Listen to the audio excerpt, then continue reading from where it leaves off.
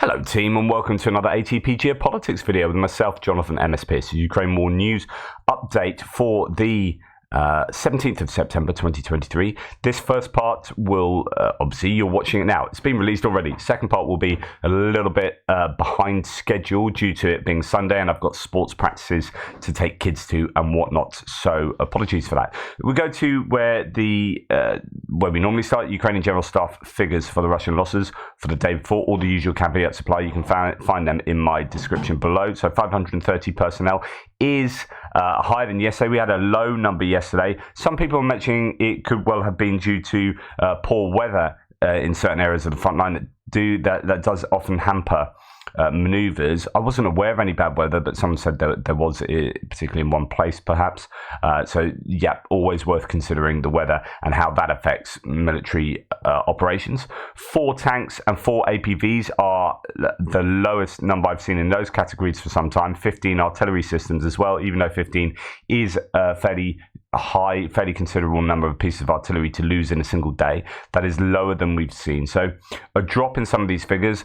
Just to remind you, Dom Nichols from the Ukraine The Latest podcast was speaking to, I think, an American analyst recently who said basically take 20% off these figures and it'll be pretty accurate.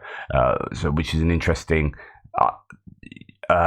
claim. I've often said things like even if you took 50% of some of these figures, that's still bad loss for the Russians for the day before.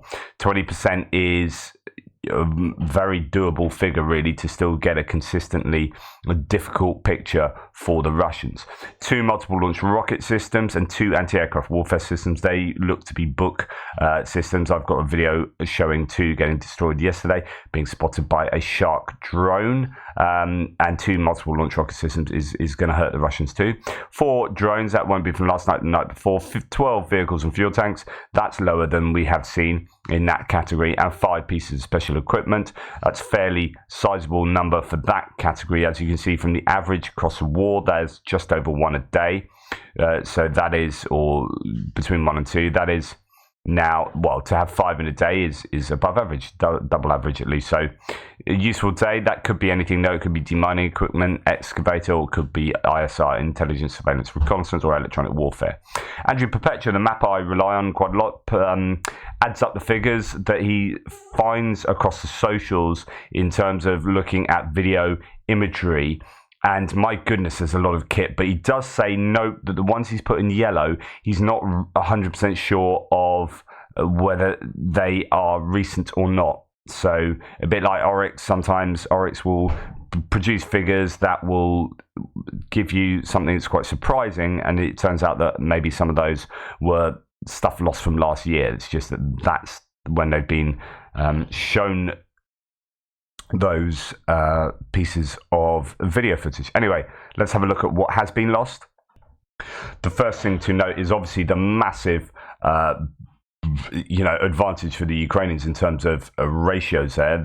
That's a huge list of Russian losses, but a lot of it is in yellow, so it might not be recent. Okay, with that in mind, ship, air defense systems, that's a book complexes there.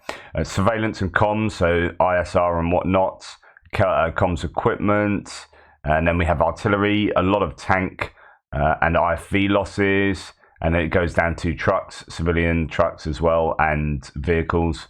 So just a really big list of Russian losses. For the Ukrainian losses, it's interesting that a couple of Lancets doing their damage here, but then the rest are first-person view drones. So the Russians are using those as well. I mean, you look up here, and my goodness, there's a lot of first-person drone footage or losses. Now, the reason why I think there might be a number of these is that they are from a number of these from unknown times, as there are some montage videos. I think that's what these numbers are referring to. The timestamp for one video showing different hits.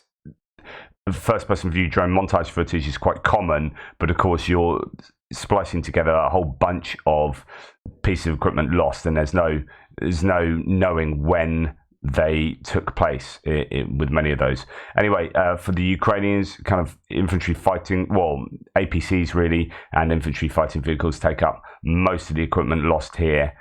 So nothing to worry about for the Ukrainians, but my goodness, that's a lot of kit that the Russians have lost. And then when you go back to days where, I mean, not today, but days where there are really high numbers of pieces of equipment lost, and you look at just one montage really, and you think, well, that makes up pretty much all the IFVs lost, so on and so forth. So, you know, there is a lot of footage kicking around at the moment. Talking about the two books, it's quite a common bit of footage. It's been doing the rounds. Two Russian Buk M3 air defense systems have been located by a Ukrainian drone and consequently destroyed. According to the source, this was near the Russian occupied Svitlodarsk in Donetsk region. This is significant because you've got two bits of air defense taken out, fairly high value in one fell swoop, but also there's a lot of talk of sharks being effective. So sharks are these indigenously created Ukrainian drones, and apparently they're pretty good at not being affected by electronic warfare. There's footage of, if you just put in shark air defense into Twitter, and from the last couple of weeks, there are just huge amounts of bits of kit that have been taken out using Shark. There's one with 5 Russian Buk air defenses. All targets were detected by a Ukrainian Shark reconnaissance drone. So this one from yesterday, I don't know. There was something I was reading, but I just can't find it, to do with a drone going out to do a mission. And it might be this Shark mission on, I think it was Shark that spotted for JDAMs, possibly. This looks like it's JDAMs in Svitlodarsk, which is exactly where these books were taken out. There was some story, and I might be getting this wrong, but a Shark going out to do a mission and then on the way back found some extra targets. Like, oh yeah, guys, might as well take these out as well. And it's a really successful Shark mission. Goes there, spots for something, it gets destroyed, comes back, spots a bunch of other things, and they get destroyed as well, just on the off chance. So anyway, this Shark, I think, is over Svitlodarsk, and finding a target which apparently were barracks for Russian soldiers around there.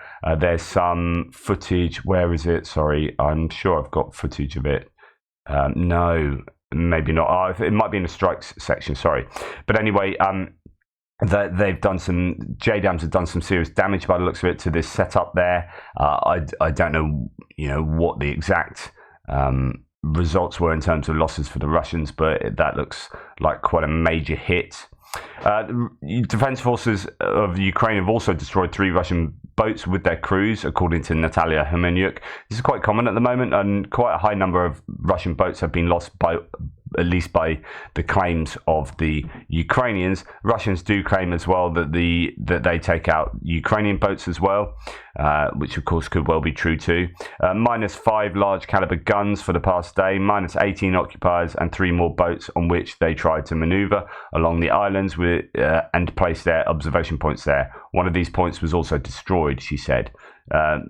In addition, according to her, as of now, in various directions, the defense forces managed to advance by 3 to 4 kilometers, but to be effective, you need to clear a lane of at least 30 kilometers. So anyway, quite a lot of activity going on in the river delta, Dnipro River.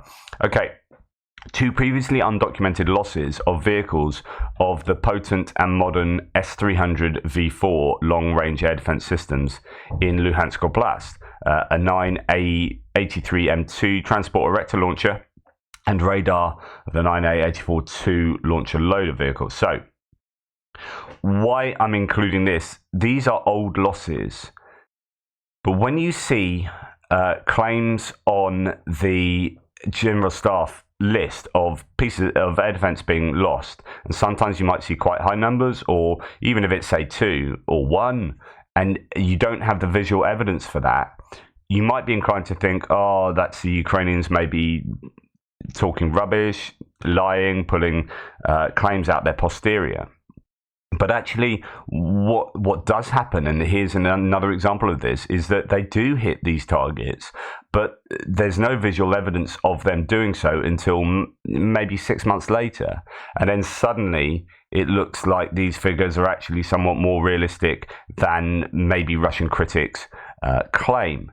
There are a number of pieces of kit that are taken out that we don't see visual evidence for on the day or in the week that they were taken out, and you're left wondering. But then the footage does eventually turn up, and my basic point is that footage like this, maybe old, is useful to know about because it does lend credence to the Ukrainian claims. Anyway, moving forward, so lots of things getting destroyed, particularly these books. Shark drones being effective at the moment in spotting for a lot of targets, particularly air defense systems. This is not necessarily to do with the Ukraine war, but I just thought this was interesting. Shoigu, Gerasimov, where are the spare parts? Okay, what's going on? The Telegram channel linked with the Wagner group Grey Zone, so it's a source that I often use, or that some of my sources use, reports that Wagnerites in Africa lost 4 aircraft in 1 week. Wagner suddenly lost 2 Mi-8 helicopters, 1 Su-25 fixed-wing aircraft, and an AN-25, it's probably an Antonov 25 there, in 1 week in Africa, all crashed due to technical problems. That is fascinating. But then when you put it together with this is aggravated by information about the expansion of the Russian Expeditionary Force, REC, which continues to be formed on the basis of the 45th Separate Special Purpose Brigade of the Russian Airborne Forces, not being one whole, and not so much by the formation of the appendix itself of the Redut private military company, but by its recently inflated staff. If previously, I mean, the English is a bit weird here. The increase in staff from 2,500 to 12,000 personnel was surprising. Now the number of planned staff has exceeded 20,000 and in the future could increase to 40,000. Okay, what's this saying? Well, basically, the REC is being set up, this expeditionary force, to replace Wagner by the looks of it. And when you see the replacement of Wagner with substitution with Russian, other private military companies that are more directly under the control of the Russian MOD, and then you see 4 aircraft going down of the Wagnerites in a week, you wondering, like, was that somehow purposeful? Is this, you know, are we just seeing an internal elimination almost of Wagner, or an assimilation into the Russian MOD? I don't know, but there's certainly it's an interesting one, this, because you could argue these troops are really needed in Ukraine by the Russians, not so much in Africa. But maybe that goes to show how important Africa is to the Russian, maybe to the Russian purse, to their income. So it's actually better to send troops to Africa than to Ukraine, because actually the return on investment for those troops is significant in Africa. I don't know. That's a lot of speculation from me. Okay, overnight in the long-distance strikes, Ukrainian air defenses shot down 12 cruise missiles and drones over Odessa, Dnipro, Mykolaiv, and Vinnytsia. So 6 out of 10 cruise missiles were shot down, so 4 did get through. And I think possibly around Odessa, several missiles struck agricultural facilities in South Odessa.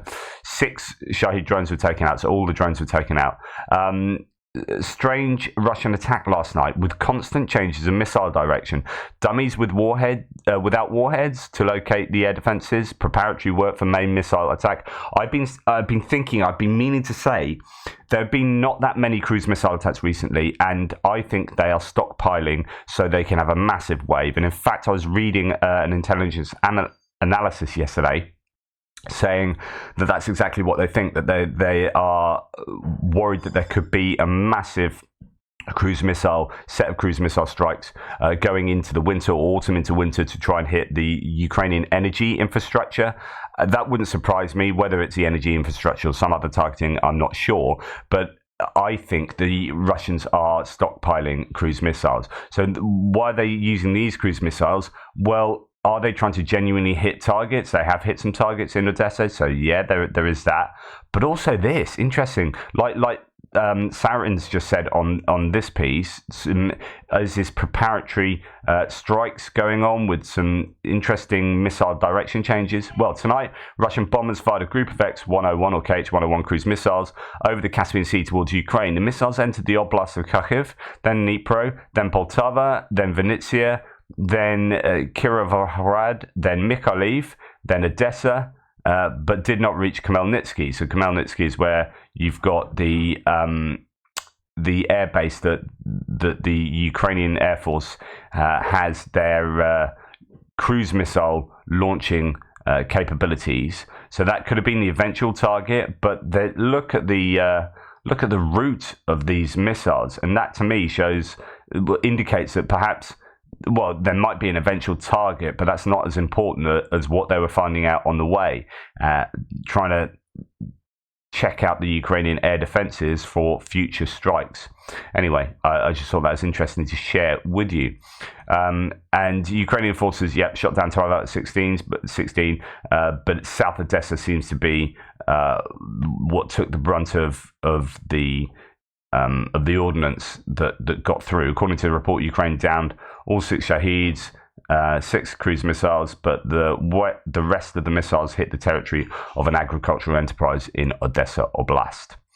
Okay, here is some footage of shooting down a Russian cruise missile over Odessa during another massive Russian attack on the Ukraine last night. I wouldn't call it a massive attack, to be honest, but it was an attack. But here's supposedly a cruise missile getting shot down, and success with the Russian air defense. Now, at the same time, there were drones sent into Russia. Here was a drone apparently shot down over the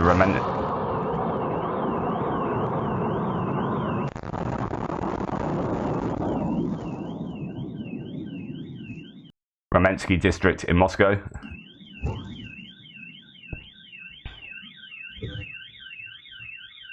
I mean, whether that's one being shot down or whether that's it hitting its target, sounds like a pretty considerable explosion to me, or set of explosions. As well, a Ukrainian drone allegedly attacked an oil depot in Oriol region in Russia. Some are claiming that it was shot down by air defenses but fell on the oil depot. I don't know. Either way, there's damage done to Russian infrastructure there. Now, this is the JDAM strike on Sverdlovsk, and I'm not quite sure.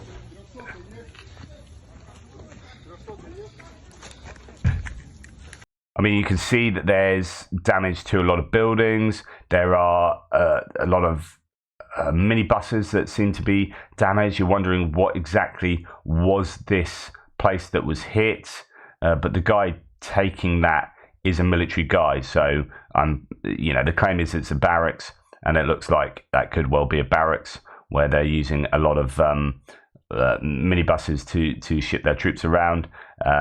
Anyway, that's been targeted with a number of strikes. That looks like JDAM strikes to me, and that's the claim that's going around. At the same time, Kharkiv has been hit this morning. I think it was hit yesterday as well with S-300 missiles. So then that's likely what this morning's hits is or are.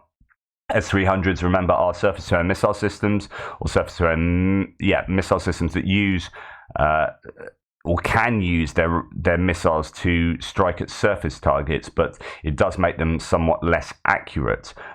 The reason they use these is because they take a ballistic trajectory, so they're quite difficult for the Ukrainians to shoot down. You need the right kind of equipment to shoot them down, and they have loads of them, so they have thousands of these missiles. The issue for the Russians, or maybe it's not an issue, is that the likelihood of actually hitting the intended target is slim due to them having greater inaccuracy. Right, moving on to other bits and pieces, and there's really not a lot to say. Russian Telegram channels are continuing to talk about Ramzan Kadyrov, the Chechenian warlord. He's lying supposedly in a coma in a central clinical hospital, the administration of the president of the Russian Federation.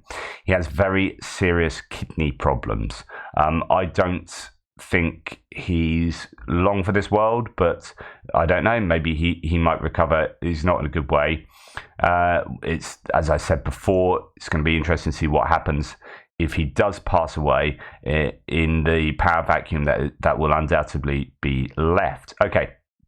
Russian forces stationed in the Arctic near Norway are 20% or less of the number they were before the February 2022 invasion of Ukraine, says the Chief of General Staff of the Norwegian Armed Forces.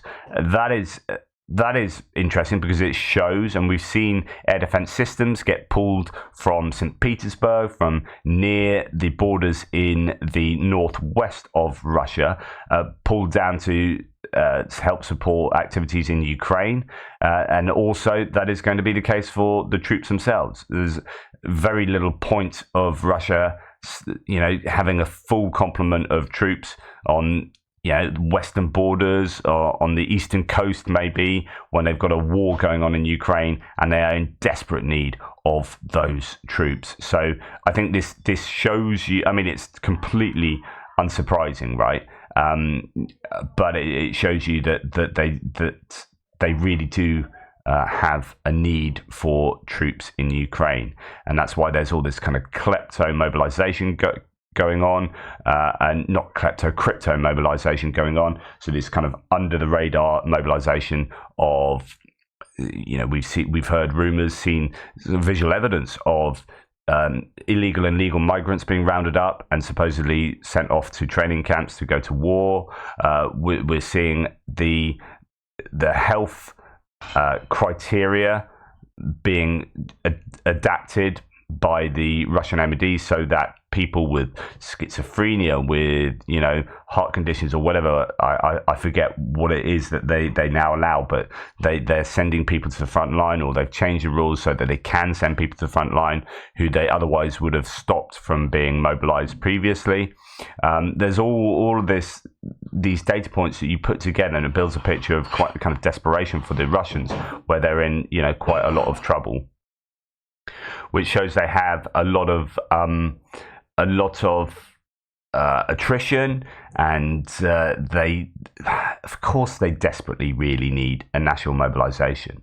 And it does make you wonder whether we are going to see this going into the autumn proper.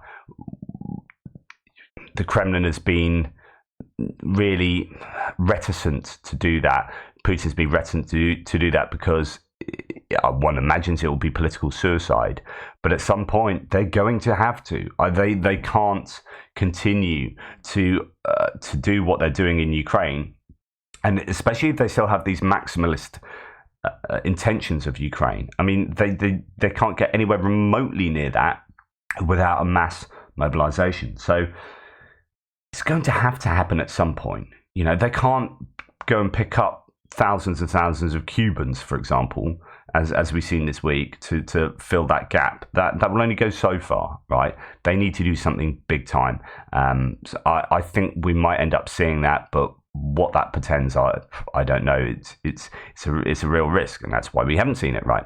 Anyway, that's enough of me bumbling on. I will get back to you with the second part of this later. It'll probably be early afternoon. Thank you so much for watching. Please take care, and toodle pips.